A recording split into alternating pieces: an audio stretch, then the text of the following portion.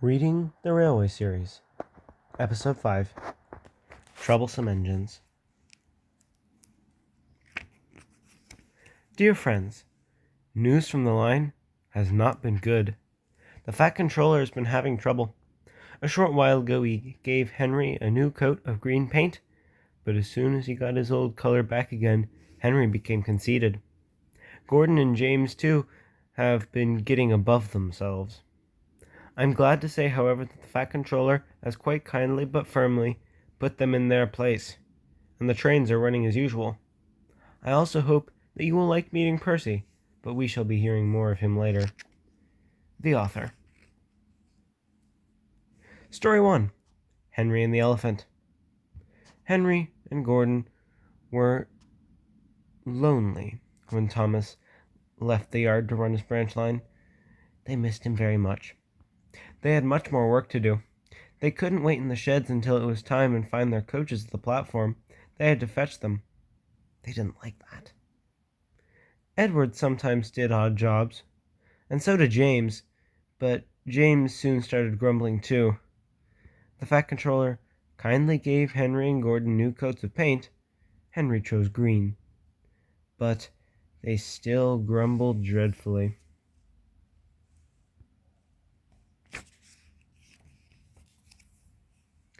We get no rest, they complained as they clanked about the yard.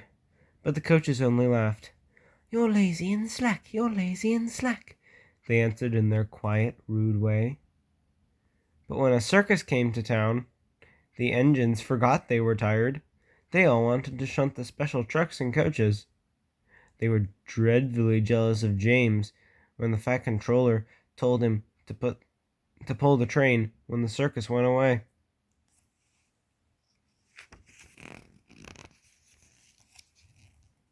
However, they soon forgot about the animals, as they had plenty of work to do. One morning, Henry was told to take some workmen to a tunnel which was blocked. He grumbled away to find 2 trucks to carry the workmen and their tools. Pushing trucks, he muttered in a sulky sort of way. They stopped outside the tunnel and tried to look through it, but it was quite dark, and no daylight shone from the other end.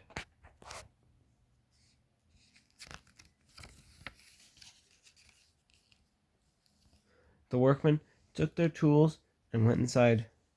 Suddenly, they all ran out, looking frightened. We went to the block and started digging, but it grunted and moved, they said.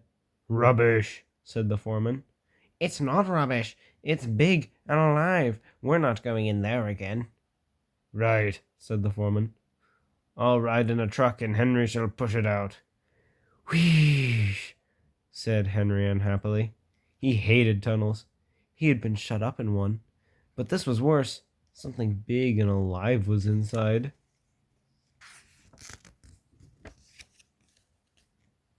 Beep, beep, beep, beep, he whistled. I don't want to go in. Neither do I, said his driver, but we must clear the line. Oh dear, puffed Henry as they slowly advanced into the darkness. Bump! Henry's driver shut off steam at once. Help! We're going back! Wailed Henry, and slowly, moving out into the daylight, came first Henry, then the trucks, and last of all, pushing hard and rather cross, came a large elephant.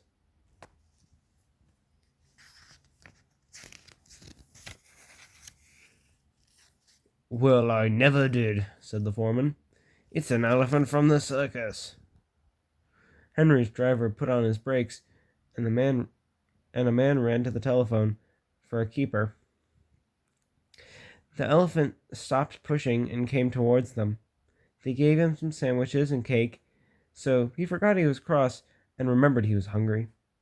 He drank 3 buckets of water without stopping, and was just going to drink another when Henry let off some steam. The elephant jumped, and whoosh! He squirted the water all over Henry by mistake. Poor Henry.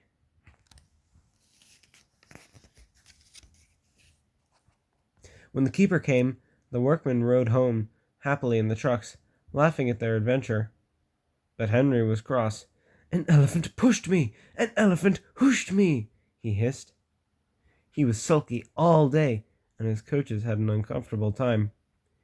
In the shed, he told Gordon and James about the elephant, and I am sorry to say that instead of laughing and telling him not to be silly, they looked sad and said, "You poor engine, you have been badly treated."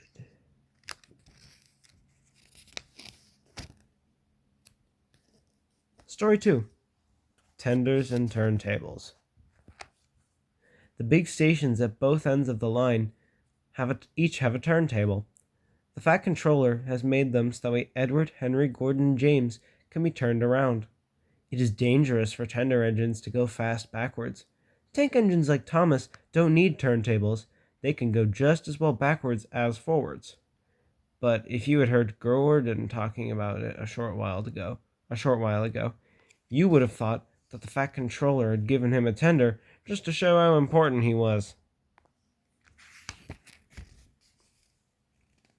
"You don't understand, little Thomas," said Gordon. "We tender engines have a position to keep up. You haven't a tender, and that makes you a difference. It doesn't matter where you go, but we are important.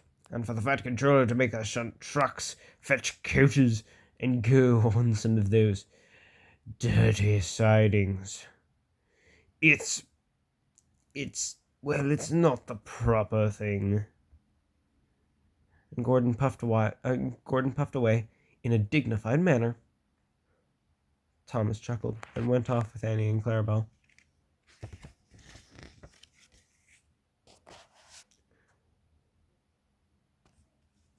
Right. Sorry, I think I skipped a page, maybe. No, I didn't. Never mind. After he arrived at the terminus, Gordon waited until all the passengers had gotten out, and then, groaning and grumbling, he shunted the coaches to another platform. "Disgraceful! Disgraceful!" he hissed as he ran backwards to the turntable. The turntable was in a windy place close to the sea. It was only just big enough for Gordon, and if he was not on it just right, he put it out of balance and made it difficult to turn. Today, Gordon was in a bad temper, and the wind was blowing fiercely.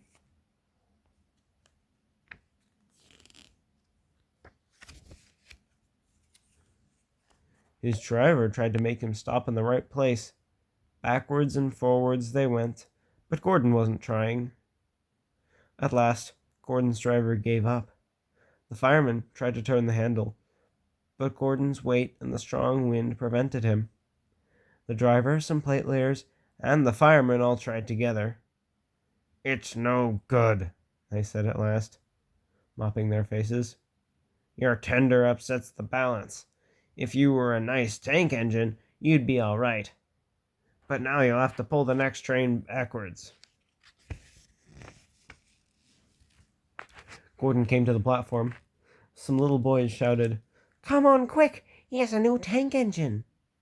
"What a swizz," they said when they first came near.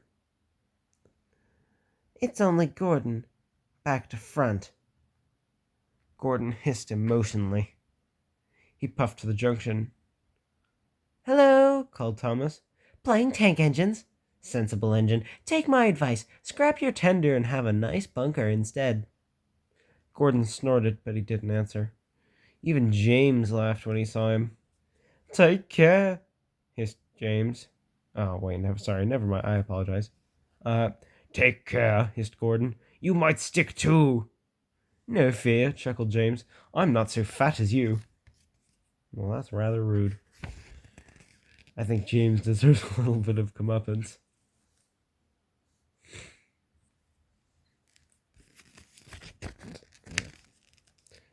"I mustn't stick," thought James anxiously, as he ran to the turntable later. He stopped on just the right place to balance the table. It could now swing very easily. His fireman turned the handle. James turned much too easily. The wind pulled him round like a top. He couldn't stop. At last the wind died down, and James stopped turning, but not before Gordon, who had been on the loop line and who had turned around on the loop line, had seen him. "Well, well, well," he said. "Are you playing roundabouts?" Poor James, feeling quite giddy, rolled off to the shed without a word. That night, the three engines had an indignation meeting. "It's shameful to treat tender engines like this. Henry gets whooshed by elephants. Gordon has to go backwards, and people think he's a tank engine. And James spins around like a top, and everyone laughs at us. And, added to that, the Fat Controller makes us shunt in dirty sidings. Ugh," said all three engines together. "Listen," said Gordon. He whispered something to the others. "We'll do it tomorrow. The Fat Controller will look silly." Story 3. Trouble in the Shed. The Fat Controller sat in his office and listened. The Fat Controller frowned and said, "What a nuisance passengers are. How can I work with all this noise?" The station master knocked and came in, looking worried. There's trouble in the shed, sir. Henry is sulking. There is no train, and the passengers are saying this is a bad railway." "Indeed," said the Fat Controller. "We cannot allow that. Will you quieten the passengers, please? I will go and speak to Henry." The regional map there. I like that. Why does Sir Topham Hatt have 2 telephones? 3 telephones? He found Henry, Gordon, and James looking sulky.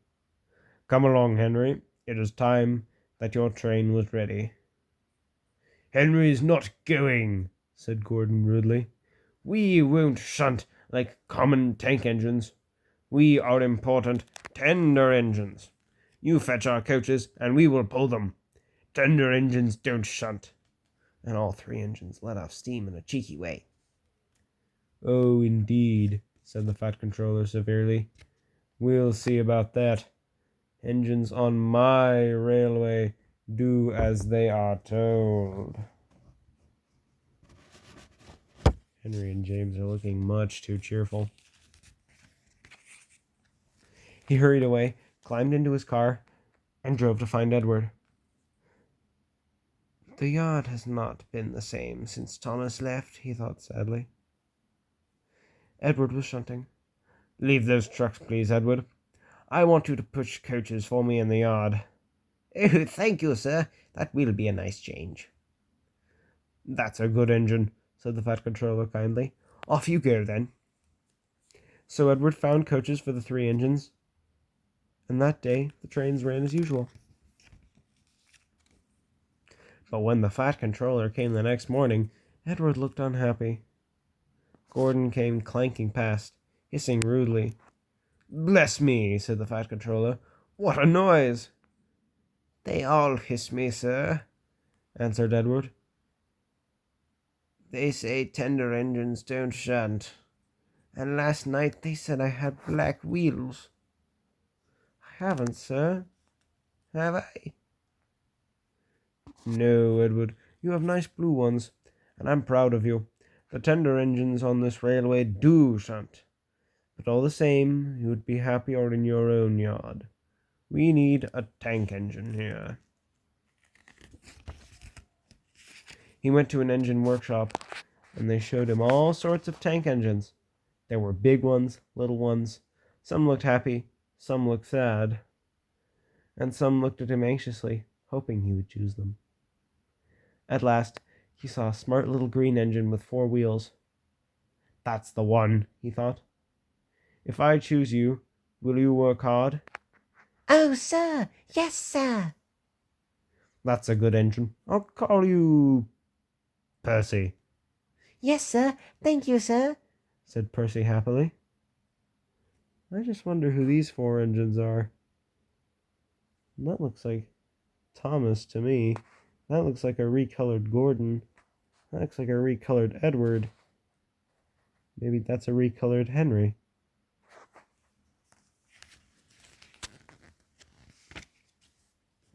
So he bought Percy and drove him back to the yard. "Edward," he called, "here's Percy. Will you show him everything?" Percy soon learned what he had to do, and they had a happy afternoon. One time, Henry came by, hissing as usual. "Whee!"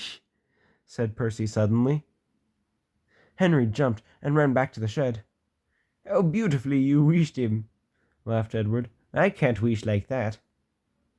Oh, said Percy modestly. that's nothing. You should hear them in the workshop. You have to wheeze loudly to make yourself heard. Oh, wait a minute.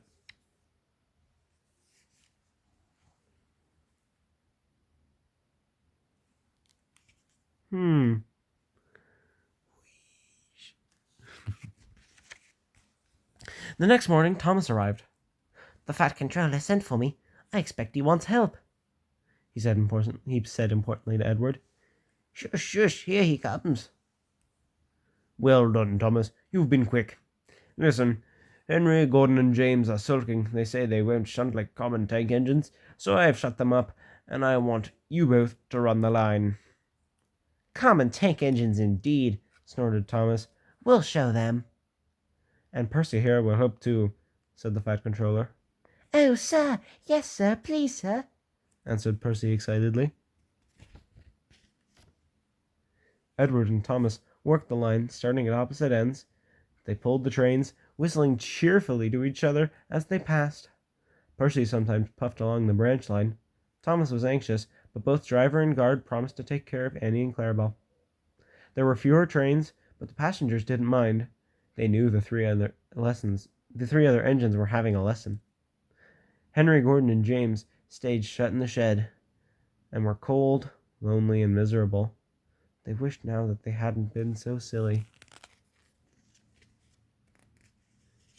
Story 4. Percy runs away. Henry, Gordon, and James were shut up for several days. At last, the Fat Controller opened the shed. "I hope you all are sorry," he said sternly, "and understand you are not so important after all. Thomas, Edward, and Percy have worked the line very nicely. They need a change, and I will let you out if you promise to be good." "Yes, sir," said the three engines, "we will." "That's right, but please remember that this no shunting nonsense must stop." He told Edward, Thomas, and Percy that they could go play on the branch line for a few days. They ran off happily and found Annie and Clarabelle at the junction. The two coaches were so pleased to see Thomas again, and he took them for a run at once. Edward and Percy played with trucks. "Stop, stop, stop!" screamed the trucks as they were pushed into their proper sidings, but the two engines laughed and went on shunting till the trucks were tidily arranged. Next, Edward took some empty trucks to the quarry, and Percy was left alone. Percy didn't mind that one bit. He liked watching trains and being cheeky to the engines. "Hurry, hurry, hurry!" he would call to them. Gordon, Henry, and James got very cross. After a while, he took some trucks over the main line to another siding. When they were tidy, he ran onto the main line again and waited for the signalman to set the points so that he could cross back into the yard. Edward had warned Percy. "Be careful on the main line, and whistle to tell the signalman that you are there." But Percy did not remember to whistle, and the signalman was so busy and forgot Percy. Bells rang in the signal box. The man answered, saying the line was clear, and set the signals for the next train. Percy waited and waited. The points were still against him. He looked along the main line. "Beep, beep!" He whistled in horror, for rushing straight towards him was Gordon with the express. It's Gordon, a very out of rendered Gordon, but it is Gordon. Oh no! "Boop, boop, boop, boop," whistled Gordon. His driver shut off steam and applied the brakes. Percy's driver turned on full steam. "Back, Percy, back!" he urged, but Percy's wheels wouldn't turn quickly. Gordon was coming so fast, it seemed like he couldn't stop. With shut eyes, Percy waited for the crash. His driver and fireman jumped out. "Urgh!" groaned Gordon. "Get out of my way!" Percy opened his eyes. Gordon had stopped with Percy's buffers a few inches from his own. But Percy had begun to move. "I won't stay here. I'll run away," he puffed. He was soon clear of the station and running as fast as he could. He went through Edward's station, whistling loudly, and was so frightened that he ran straight up Gordon's Hill without stopping. He was tired then and wanted to stop, but he couldn't. He had no driver to shut off steam and to apply the brakes. "I shall have to run till my wheels wear out," he thought sadly. "Oh dear, oh dear. I want to stop. I want to stop. I want to stop." He puffed in a tired sort of way. He passed yet another signal box. "I know just what you want, little Percy," called the man kindly. He set the points. Percy puffed wearily onto a nice empty siding, ending in a big bank of earth. Percy was too tired now to care where he went.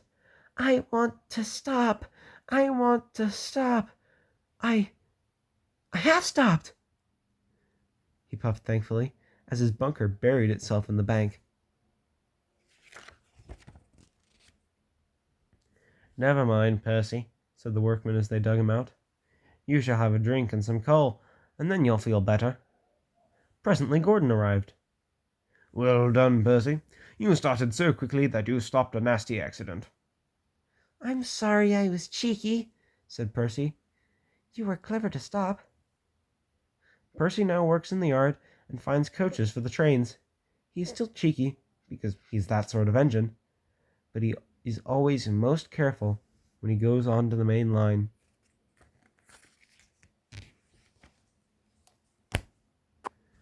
I hope you enjoyed my reading of Troublesome Engines. And have a good day.